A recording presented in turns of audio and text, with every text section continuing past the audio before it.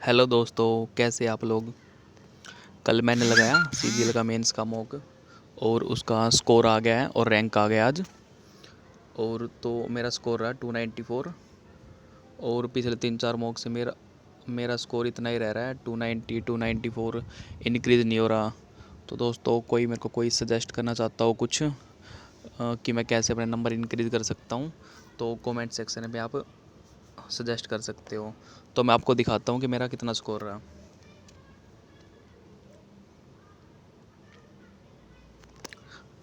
मैंने 130 अटैम्प्ट किए थे पूरे और जो मेरे करेक्ट हुए वो 106 हुए हैं और मार्क्स आया 294 और रैंक है 17,102, 45,000 समथिंग में से। ठीक है, और 61% परसेंटाइल रही है। ये बहुत ही पुअर परफॉर्मेंस रही है मेरी।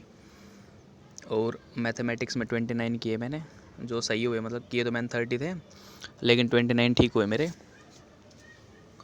रीजनिंग में 25 हुए हैं और इंग्लिश में 38 और जीके में हुए हैं 14।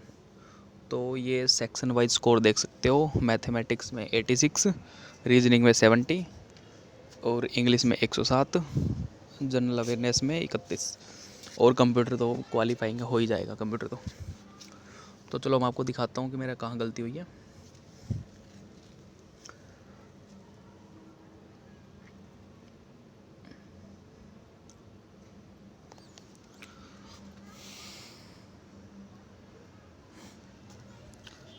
है, पहले तो इसको हिंदी में कर लेते हैं।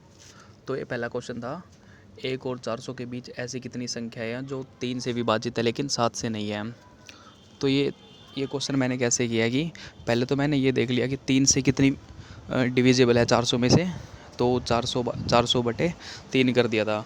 तो जो नंबर आएंगे ना वो अपने साइड में लिख लेना। उसके बाद फिर 7 से चेक कर लेना कितने हैं। ठीक है, और फिर 7 और 3 से दोनों से कंबाइन एलसीएम लेकिन का वो चेक कर लेना, फिर वो माइनस कर देना। तो आपको 114 बचेंगे। ठीक है, तो वो निकल जाएगा। मतलब ये प्रोबेबिलिटी का क्वेश्चन था, ये मेरा गलत हो गया। ठीक है, और ये पार्टनरशिप का क्वेश्चन था, ये इजी था ये तो पार्टनरशिप का। और ये सिंप्लीफिकेशन का था, ये ब्रैकेट सोल्व करनी है, फिर उसके बड़ी वाली ब्रैकेट सोल्व करनी है, तो हो जाएगा ये। ठीक है, और ये डिस्काउंट का क्वेश्चन था, पहले 10% डिस्काउंट दे रखा है और फिर D% और फिर इतने में ख़रीदता है। तो जो 64,000 का 10% तो सीधा 6400 हो जाएगा। तो 64,000 में से 6400 माइनस कर देना और उसका फिर उस जो आंसर आएगा उसका और 46,080 का इनका ना रेशो लेके देख लेना कि आप कितना डिस्काउंट देना है। और ये बिल्कुल रेशो का क्वेश्चन था ये, तो वैसे ट्रिको में डाल रखा है। कोस बाई साइन की वैल्यू आ जाएगी, सीधा कोस और साइन पुट करना है इसके अंदर। और ये सीधी प्रॉपर्टी है, तो सीकेंड स्क्वायर थीटा माइनस के टेंजेंट स्क्वायर थीटा, उसके ऊपर क्वेश्चन आया हुआ है। तो आप सीकेंड थीटा माइनस के टेंजेंट थीटा 1/10 हो जाएगा। आप फिर उसको सीकेंड चाहिए ना तो ऐड कर देना, टेंजेंट कट जाएगा, 2 सीकेंड आ जाएगा। 2 second is equal to 10 plus के 1/10। तो सोल्व करके आपको आंसर आ जाएगा। ये अलजेब्रा का क्वेश्चन था, ये सिंपल वैल्यू पुट करनी थी इसके अंदर, तो फॉर्मूला बन रहा है। तो ठीक है, और ये तो बच्चों वाला क्वेश्चन आ रखा था, ये माइनस करना फिर उनका योग ऐड करना फिर वो। ठीक है, और ये मिक्सर एलिगेशन के ऊपर क्वेश्चन आया हुआ था। क्या क्वेश्चन है, 2 बर्तनों में स्पिरिट और पानी का मिश्रण है ऐसा, और पहले बर्तन में ये इतना है, दूसरे बर्तन में इतना है। इन बर्तनों से 35 लीटर का पीपा भरा गया है ताकि स्पिरिट और पानी 4। ये एलिगेशन से हुआ है क्वेश्चन। आप किसी भी एक के ऊपर एलिगेशन लगा सकते हो।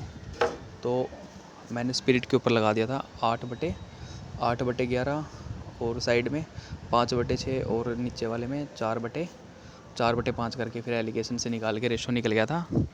तो हो जाएगा मतलब ये क्वेश्चन भी। ठीक है, और ये सिंपल इंटरेस्ट का क्वेश्चन आया हुआ था। क्या पूछ रहा है, ए ने बी से 5% साधारण ब्याज की दर पर 5,000 रुपये का ऋण लिया और बी ने 2 वर्ष बाद। ये मतलब कि वो प्रिंसिपल लेता है, किसी और को दे देता है, फिर उससे कुछ प्रॉफिट आता है उसको, फिर किसी और को देके प्रॉफिट आता है, बस वो ऐड करके बताना था।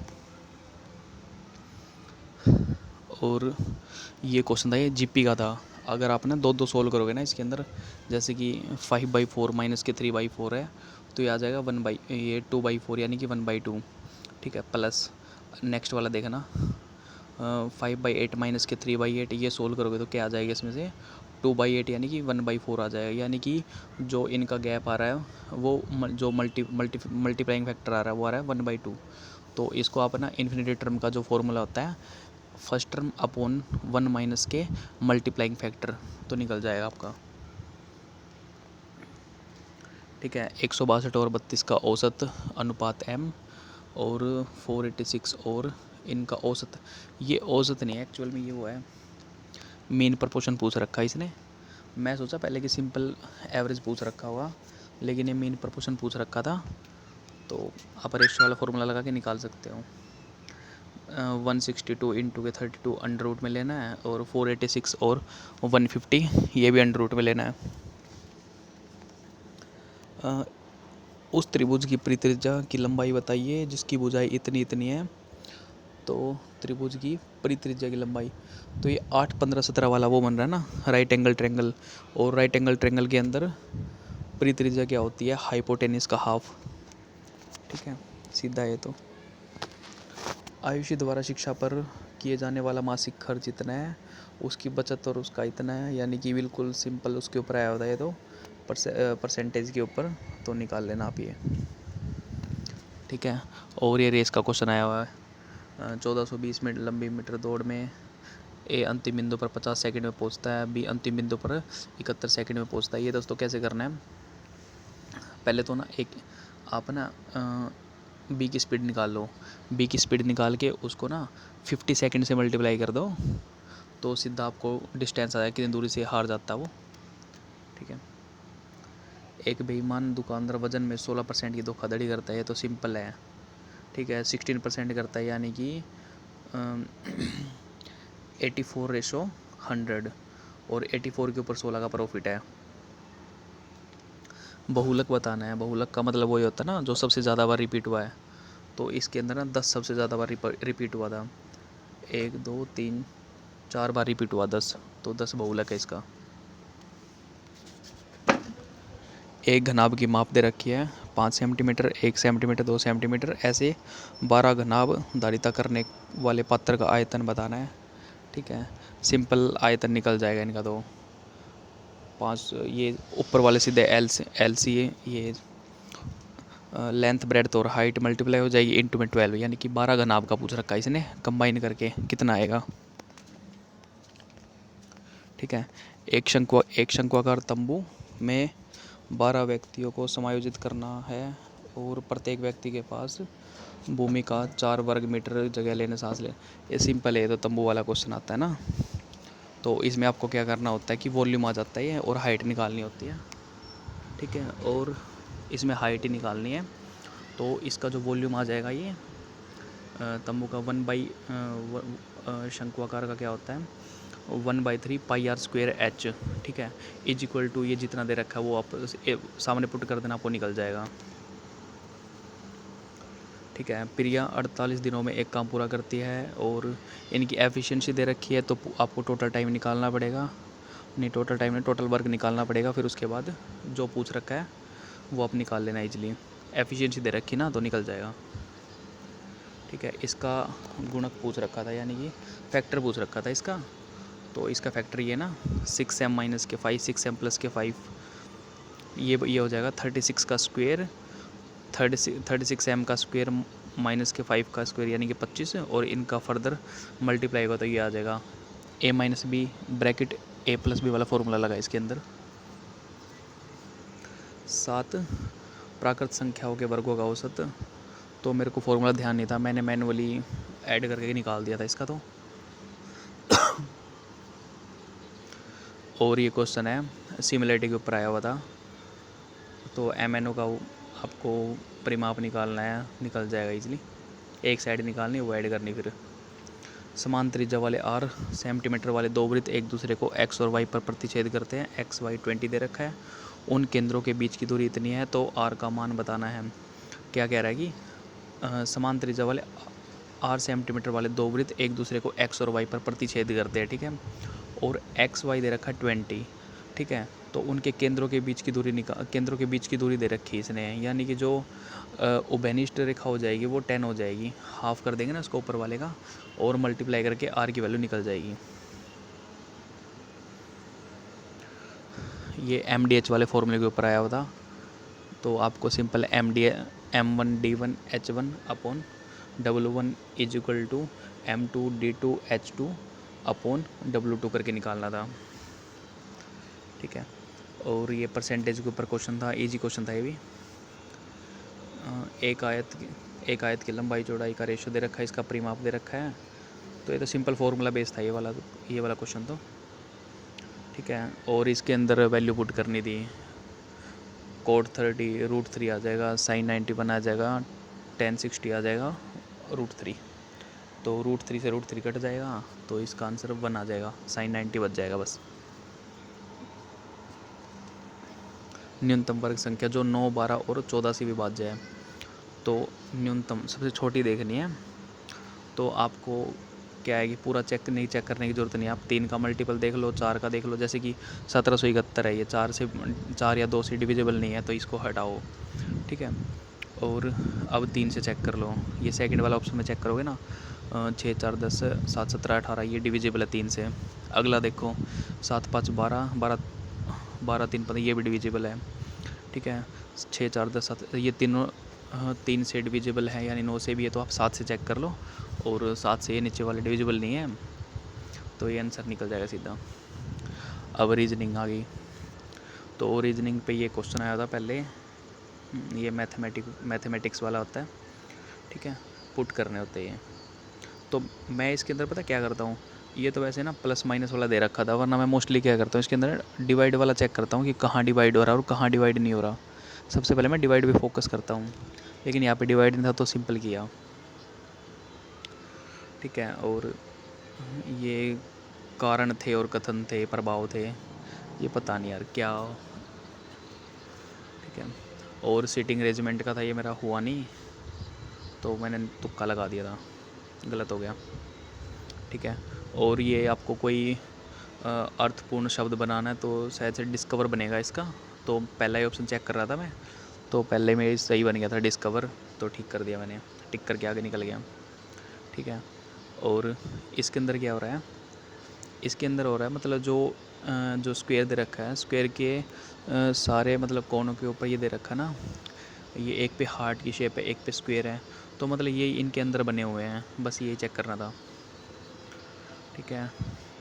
और इसमें क्या करना था, ठीक है, 2 × 4 4 × 8 8, ये पता क्या कर रहा है कि जो 2 है 2 मल्टीप्लाई होके 1 कदम चल रहा है, उसके बाद 4 मल्टीप्लाई होके 2 कदम चल रहा है, 2 से मल्टीप्लाई, उसके बाद 8 2 से मल्टीप्लाई होकर 3 कदम चलेगा, ठीक है। उसके बाद जो आएगा वो फिर 2 से मल्टीप्लाई होके 4 कदम चलेगा, ऐसे करके था ये। और ये फिर से फिगर वाले थे, ठीक है।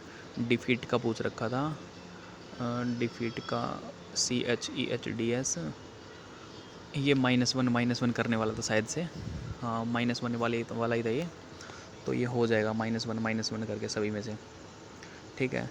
सभी लेमन एप्पल है, इनके यार सॉल्यूशन नहीं दे रखे, पता नहीं कहाँ गलती लग रही है मेरे को इसमें, ठीक है। और एक ये क्वेश्चन था, ये भी आप देखना, पता नहीं कैसे गलत हो गया मेरा ये, ठीक है। और G is greater than O, तो G और O के बीच में तो कोई रिलेशन बन ही नहीं रहा, क्योंकि साइन रिवर्स हो रही है इधर, तो G ग्रेटर देन है और इधर O लेस देन है, तो यार इनमें क्या रिलेशन बनेगा मेरे को समझ ही नहीं आया। वैसे तो बनना तो यही चाहिए कि न तो निष्कर्ष एक और न ही निष्कर्ष 2, बट पता नहीं इन्होंने या तो 1 या 2 कर रखा है, ठीक है। और इसके अंदर अल्फ़ाबेटिकल ऑर्डर सेट करने थे, 98 × 2 है शायद से, और 49 मल्टीप्लाइंग में है कुछ ना कुछ, तो आप देख लेना, मल्टीप्लाई करके, मल्टीप्लाई 2 है शायद से, ठीक है। और ये कैसे करते हैं क्वेश्चन, इसमें पता क्या, पहले तो ये सारे जितने भी ये गैप हैं और ये अल्फ़ाबेट दे रखे हैं, इनको गिन लो, और जैसे कि 20 आएंगे ना, तो 20 को या तो 4-4 के सेक्शन में डिवाइड कर देना या फिर 5-5 के। तो अगर आप जैसे 4 के सेक्शन में डिवाइड करके देखोगे ना, तो सिमिलर होने चाहिए चारों सेक्शन, वैसे करके। और ये कोडेड ब्लड रिलेशन आया हुआ था, ठीक है, तो ये ठीक है अपना। और ये ब्लड रिलेशन का क्वेश्चन था ये भी। और ये देखना था इसके अंदर क्या है कि जैसे कि इसमें पता क्या, जो बी है ना, बी का मतलब तो डिवाइड है और ए का मतलब ऐड है, ठीक है। तो अब ये क्या कर, लास्ट वाले में देखना, 68 प्लस 108 डिवाइड बाई 9, यानी कि 12 ऐड करना है, 70, 80 आ जाएगा। अगेन ये भी सिंपल, इसका मतलब अल्फ़ाबेटिक ऑर्डर चेक करना था। और ये वो पूछ रखी थी कि कौन सी विटामिन की कमी से कौन सी बीमारियाँ होती है। तो विटामिन डी का मेरे को पता था रिकेट्स होता है, आयरन का पता था एनीमिया होता है, ब्लड की कमी हो जाती है, ठीक है। आयोडीन का पता था गोइटर, और बेरी का मेरे को पता था कि ये B1 की वजह से होता है, B1 की कमी से। तो ये कर दिया मैंने ठीक।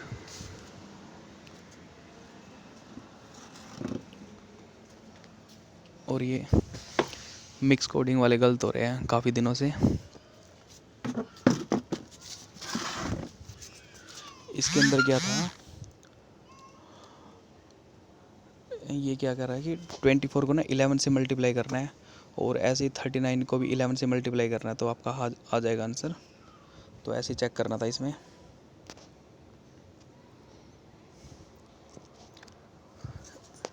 ये भी सीटिंग अरेंजमेंट का क्वेश्चन था।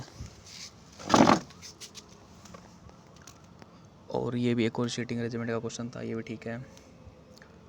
तो मैं आपको वैसे दिखाता हूँ मेरे रीजनिंग में कितने ठीक है। रीजनिंग में 25 ठीक हुए, और मैथमेटिक्स में 29, यानी कि मॉड्यूल 1 के अंदर मेरे टोटल ठीक हुए 54, ठीक है। और ये चेक करने थे आपको, ऑप्शन पुट कर करके देखने पड़ते हैं। तो और ये इनका यही है, कभी ठीक हो जाते कभी गलत हो जाते हैं। ये सही हो गया, ठीक है। इसके अंदर मैं कंफ्यूज हो गया था, ये जो सेकंड वाला ऑप्शन है, निर्देशिका यानी डायरेक्टरी, और फ़ोन मिलाना और फ़ोन करना।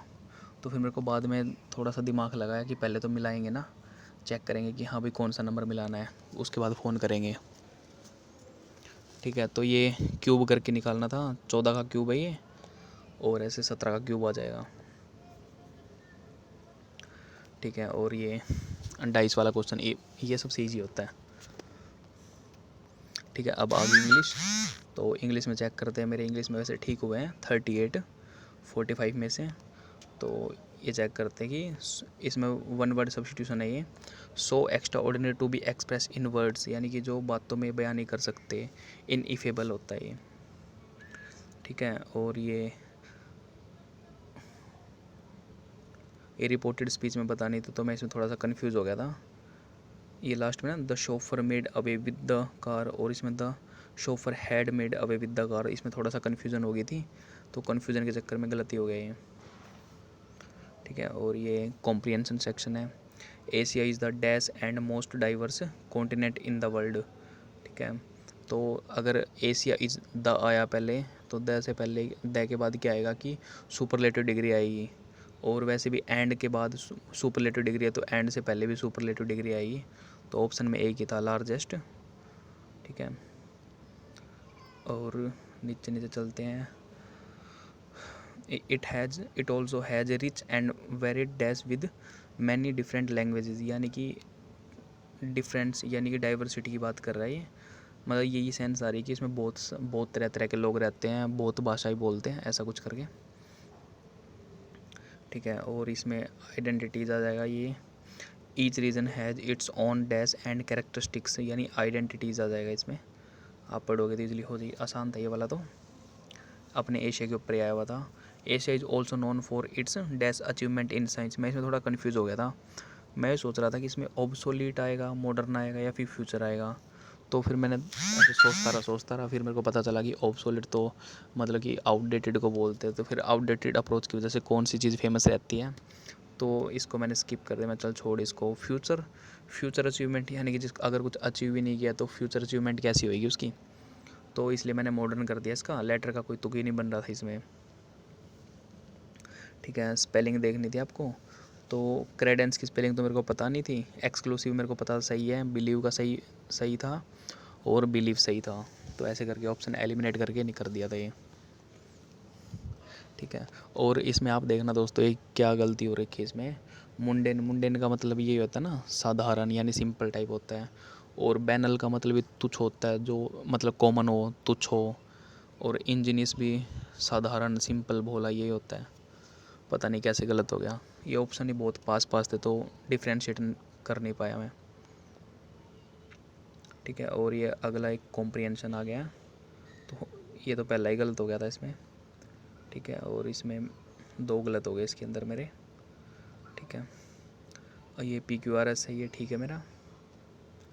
ये भी PQRS है, ये भी सही है अपना। इसमें क्या दे रखा था कि यार ये जो बड़े वाले होते हैं ना, इनमें दिमाग घूम जाता है पूरा कि कैसे करें इसको अटैम्प्ट। ठीक है, फिर मैंने जैसे तैसे करके कर दिया ये। ठीक है, while playing one of them saw a not the ground, 2 little boy were playing. पहले तो आप क्या करो इसको सोल्व करने के लिए, पहले तो आप बिल्कुल सिंपल एक रीडिंग ले लो इसकी, समझने की कोशिश करो कि बोलना क्या चाह रहा है।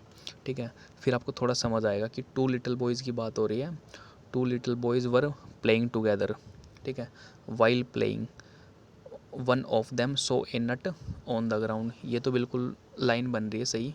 ठीक है, before he could pick it the other boy took it and they began to quarrel, लड़ाई करने लग गए।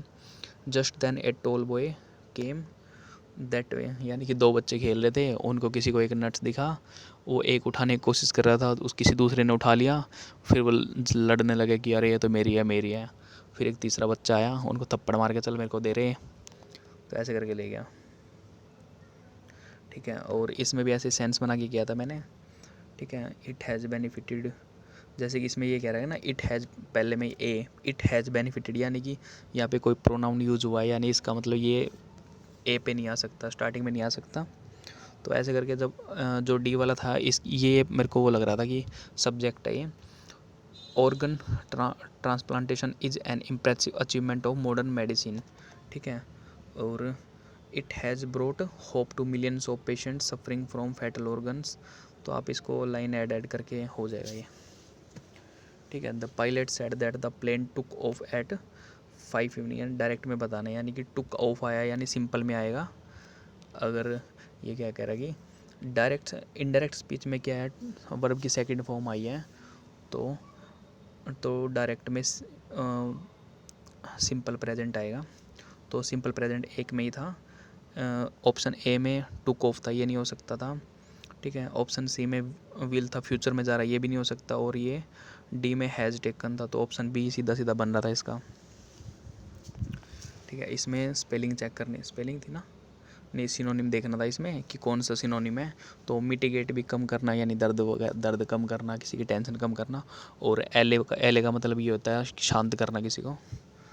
तो और जैसे कि अगर ऑप्शन काट के करोगे तो अवेयर का मतलब होता है कि आप अवेयर हो, सावधान हो। इनकम्पिटेंट का मतलब आप सक्षम नहीं हो, आपकी कोई काम करने कैपेबल नहीं हो। तो फिर ये तो मैच नहीं हो रहे थे।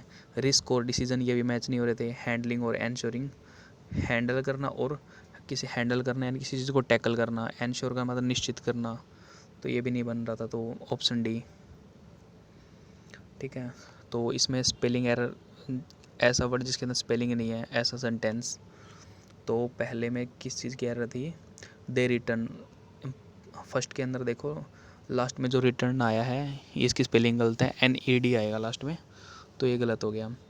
तो उसके बाद सेकंड पॉलिटिकल बिक्रिंग, बिक्रिंग क्या होता है, मैंने तो आज तक सुना ही नहीं वर्ड बिक्रिंग, तो मैंने इसको ऐसे हटा दिया। ठीक है, he was enjoin by his conscience, conscience की स्पेलिंग होती है CONSCIENCE होती है, तो ये गलत थी स्पेलिंग, तो लास्ट वाला ठीक था। ठीक है, और ये कॉम्प्रिहेंशन है और अपने, ठीक है इसके अंदर वैसे तो सारे कैसे आया हुए, क्या कॉम्प्रिहेंशन है। It was a sunny summer day and annual town picnic was in full swing, the towns folk had gathered at the local park setting up picnic tables laden with homemade goodies, यानी कि क्या कह रहा है कि it was a sunny summer day, यानी कि गर्मियों के दिन थे।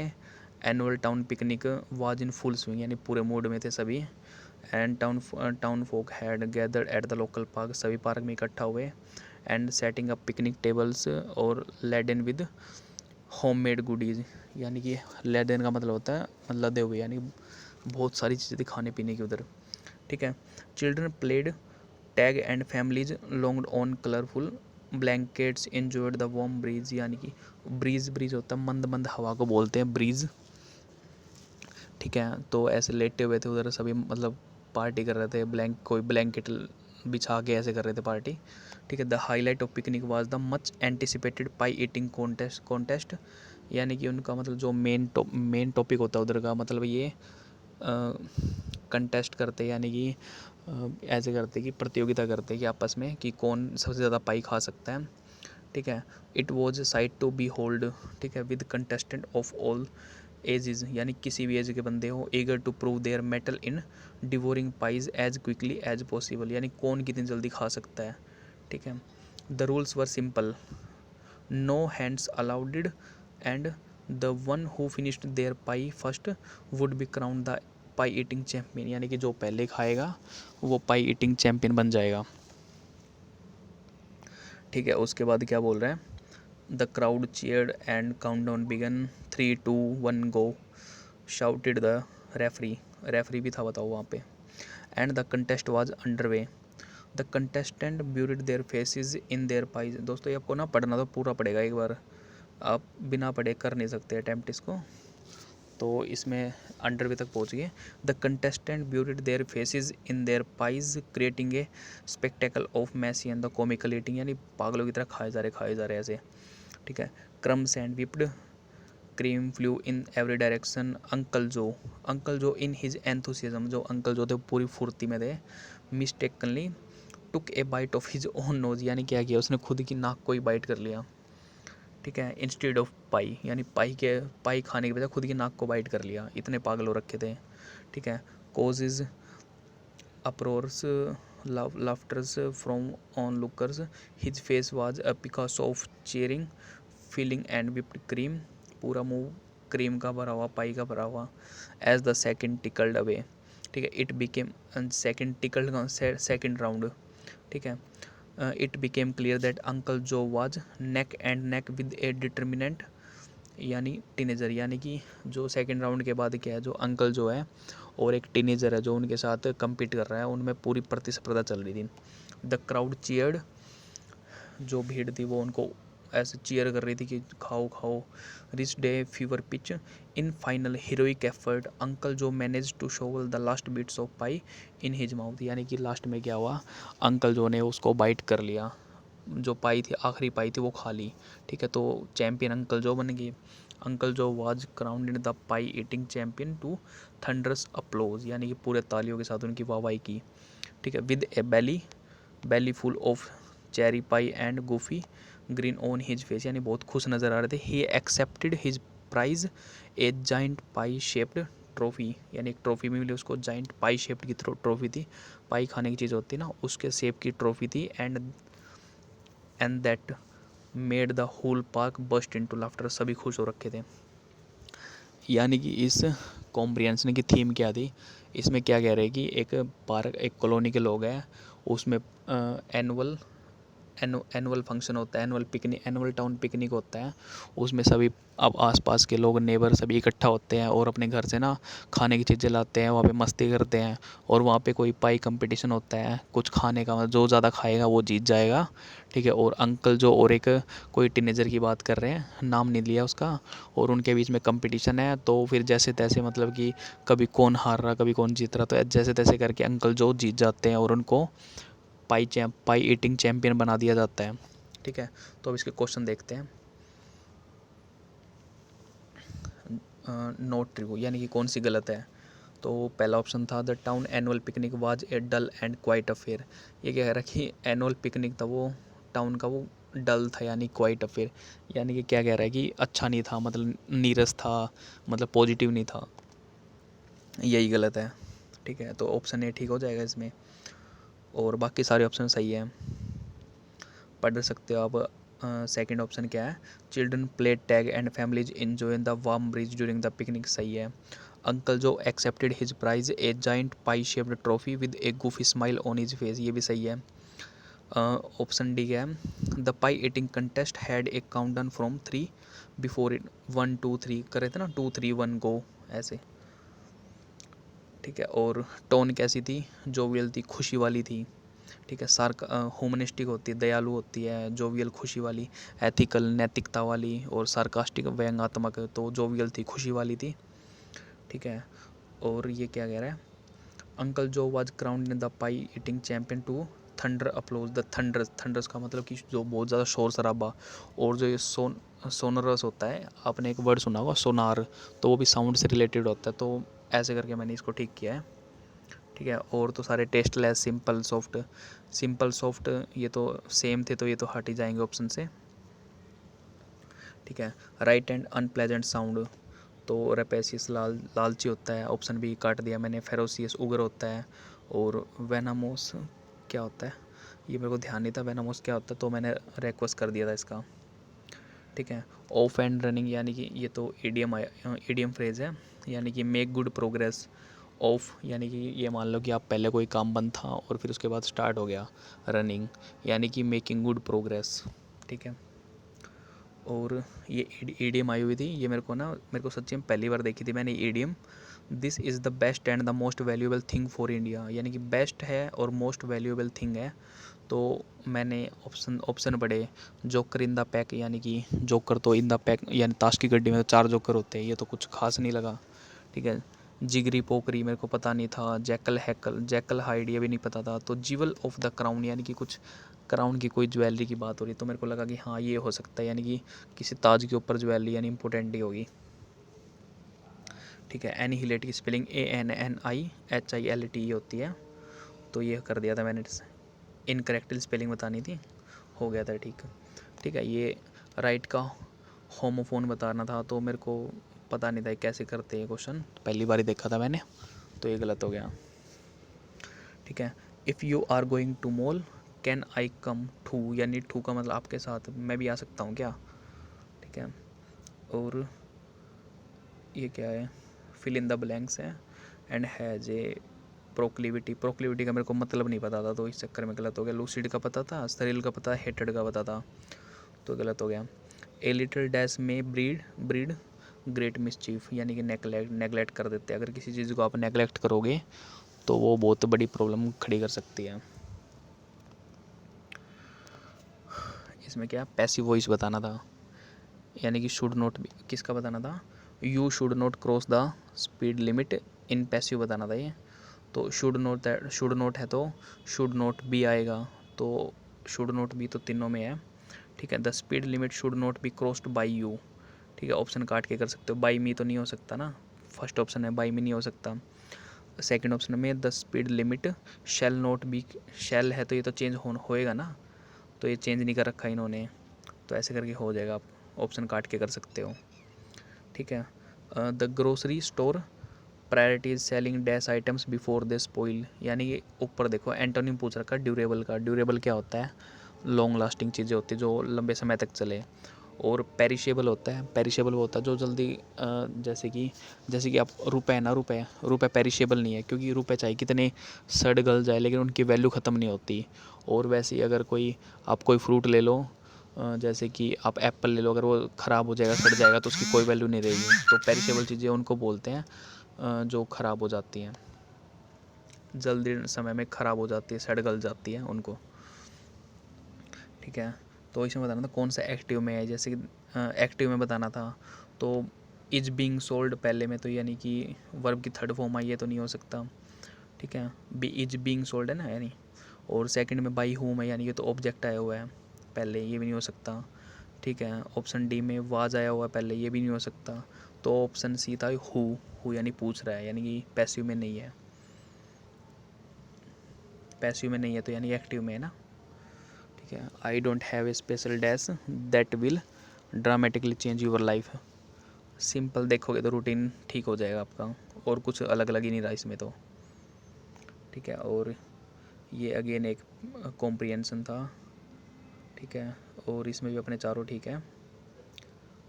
ये आउटब्रेक तो ये वो होता है ना, outbreak sudden start of something unpleasant, मतलब कुछ गंदी चीज़ें होना स्टार्ट हो जाता है। तो इसमें ना लगभग 16 क्वेश्चन आए हुए थे कॉम्प्रिहेंशन के, तो मेरे 2 गलत हो गए इसके अंदर से, पहले में ही गलत हुए हैं, बाकी वाले में तो नहीं हुए, ठीक है। They were united after a separation of much then 20 years. Of much then 20 years क्या आएगा, क्योंकि अगर 20 ईयर्स है तो ये तो काउंटेबल है ना, प्लूरल काउंटेबल है, तो मोर देन आएगा, ठीक है। और ये मैं गलती कर गया, इसमें क्या था कि कुड के बाद हर्ड नहीं आना चाहिए था, ये वर्ब की थर्ड फॉर्म आई थी, तो कुड के बाद हियर आना था। सॉल्यूशन नहीं दे रखा, तो मेरे को ये लग रहा है कि हियर आना चाहिए था इसमें, ठीक है। At first I thought no one were there, जैसे कि ये इसके आई थॉट के बाद नो वन दे रखा है, तो नो वन एक सिंगुलर होता है, सिंगुलर सब्जेक्ट होता है नो वन, तो इसके बाद सिंगुलर वानी, यानी कि वाज वर नहीं आएगा, वाज आएगा यहाँ पे, ठीक है। वर तो प्लूरल में यूज़ होता है ना, तो वाज आएगा यहाँ पे। और ये क्या कह रहा है कि Riya started jumping with excitement as long as she found out that she had passed the examination, यानी कि एज सून एज, जितनी जल्दी से, ठीक है। प्रिया प्लेस्ड द वास थ्रू द टेबल, यानी कि ऑन द टेबल आएगा, ये तो सीधा सेंस बन रही है, ठीक है। The diamonds will have been stolen by the robbers, will have been stolen आ रहा है ना, तो आपको हेड वाला नहीं आएगा और सेकंड वाला नहीं आएगा, विल हैव बीन स्टोलन यानी सिंपल आया भाई, एक्टिव में लेके जाना आपको, तो विल हैव बीन है ना, तो विल हैव तक आएगा एक्टिव में, ठीक है। तो विल हैव तक चेक कर लो आप, वुड नहीं आएगा, विल हैड भी नहीं आएगा, विल हैव बीन भी नहीं आएगा, क्योंकि यहाँ से बीन हटाना आपको, एक्टिव में लेके जाओगे तो, ठीक है। हैव के बाद वर्ब की थर्ड फॉर्म होती है, तो पैसिव में लेके जाओगे तो हैव के साथ बीन लग जाता है, ठीक है। मैलिस दुर्भावना होती है, तो इसमें एंटोनिम ढूंढना है, एनिमोसिटी घृणा होती है, वेंजियंस ये भी नफरत होती है, ग्रज मतलब कोई पुराना गुस्सा, बेनवोलेंस परोपकारी, ठीक है। तो इंग्लिश में मेरे पूरी इंग्लिश सेक्शन ख़त्म, इंग्लिश में मेरे 38 ठीक हुए थे, 7 गलत हो गए, ठीक है। मेरे को लग रहा है मेरे को ना रीजनिंग में स्कोर इम्प्रूव करने पड़ेंगे, मेरे 30 में से 25 26 यही आ रहे हैं काफ़ी दिनों से, मैथ्स में 28 29 आ जाते हैं, और इंग्लिश में मेरा इतना स्कोर स्टक हो रखा है 38 40 तो इंग्लिश में तो मेरे को नहीं लगता कि मैं इससे ज़्यादा इम्प्रूव कर पाऊँगा, मेरे को ना रीजनिंग में इम्प्रूव करना पड़ेगा। बाकी आप कमेंट करना दोस्तों कि आपको क्या लगता है, और एक बार जीएस सेक्शन और देख लेते हैं, ठीक है। तो ये मैच करने थे, तो लॉर्ड विलियम बेंटिक, मेरे को इसमें क्या पता था, जो फोर्थ ऑप्शन है ना लॉर्ड कैनिंग, तो ये था भारत का प्रथम वायसराय, यानी कि 1857 की क्रांति के बाद उस टाइम में था ये लॉर्ड कैनिंग, तो फोर्थ में ए आएगा, तो फोर्थ में फर्स्ट में है और सेकंड में, यानी कि थर्ड और फोर्थ तो कट गए सीधे, ठीक है। और डॉक्टर सर्वपल्ली राधाकृष्णन भारत का पहला उपराष्ट्रपति, ये भी आप सेकंड में सी आएगा, तो हो जाएगा ठीक है। और सुकुमार सेन भारत के प्रथम चुनाव आयुक्त थे, और लॉर्ड विलियम बेंटिक भारत के प्रथम गवर्नर जनरल थे, ठीक है। ये क्या कह रहा है, डैश के घर्षण बल को कम किया जा सकता है, ये मेरे को पता नहीं था, मेरे को आता नहीं था, मैंने तो तुक्का बिठा दिया।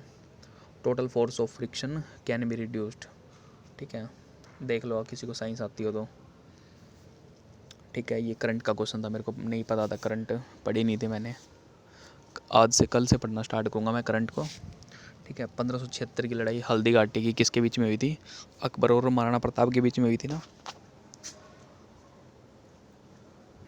चंद्रगुप्त द्वितीय ने ये, ठीक है, मेरे को पता नहीं था ये, मेरे को ये लगा कि चंद्रगुप्त द्वितीय और चाणक्य ने वो नंद उसको वो महापद्म नंद था कौन सा था, उसको पराजित किया था ना चाणक्य की हेल्प से, चाणक्य को उसने निकाल दिया था अपने महल से, तो फिर ये गुस्से में चंद्रगुप्त को तैयार किया था उसने, और फिर उसके ऊपर अटैक किया था, तो मैं वही नंद सोच गया, ठीक है।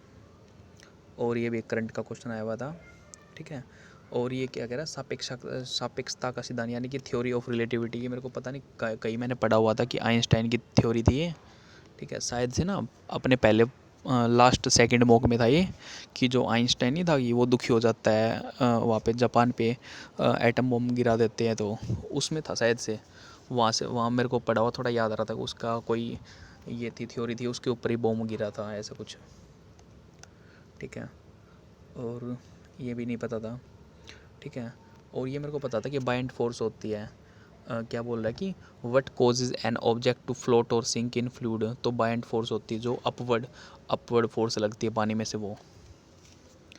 ठीक है, और ये ना ये क्या कह रहा है कि विदेशी मुद्रा आयकर अधिनियम कब आया था, संपत्ति कर अधिनियम कब आया था, विदेशी मुद्रा प्रबंधन अधिनियम कब आया था। तो मैंने थोड़ी सी अपनी सेंस लगाई, या फिर पता नहीं ऐसे तुक्का लग गया, मैं ऐसे सोच रहा कि जो विदेशी मुद्रा प्रबंधन है ना, अपने 1991 से पहले, जब एलपीजी आने से पहले, तो अपने एफडीआई थी नहीं ना इंडिया के अंदर। यानी कि 1991 में जब वो अपने देश पे वो सारा धन ख़त्म हो गया था, फिर वो सोना वगैरह गिरवी रख के अपने पैसे वैसे लिए थे, तो फिर तब उसने कौन सा वो यूएनओ है, किसने उसने ये नहीं कहा था क्या कि आपको ये एलपीजी वाली प्राइवेट करनी पड़ेंगी चीज़ें, एफडीआई लानी पड़ेंगी देश के अंदर, फॉरेन डायरेक्ट इन्वेस्टमेंट करनी पड़ेगी। तो मेरे को ऐसे सोच के कर दिया कि मैंने विदेशी मुद्रा प्रबंधन, यानी कि जब एफडीआई होएगी तभी तो उसका प्रबंधन करेंगे ना। तो 1991 के बाद मैंने जो थर्ड में बी किया था, तो फिर थर्ड में भी सिर्फ एक में था, तो मैंने ऐसे करके ठीक कर दिया इसको, और ये ठीक भी हो गया। ठीक है, और ये 41 साल बाद ये करंट का क्वेश्चन था। ठीक है, ये कोणार्क सूर्य मंदिर के वास्तुकार बिसु मेहराना, याद रखना। ठीक है, और इल्तुतमिश ने किस शासक की मृत्यु के बाद दिल्ली सल्तनत की गद्दी हासिल की, कुतुबुद्दीन ऐबक। ठीक है, ये तो हिस्ट्री का था, पढ़ा हुआ था मैंने। गंगा नदी का उद्गम गंगोत्री हिमनद से है, सभी ने पढ़ा हुआ होगा लगभग ये तो। ठीक है, और ये आते तो नहीं थे मेरे को, फिर मैंने तुक्का लगा दिया सभी में।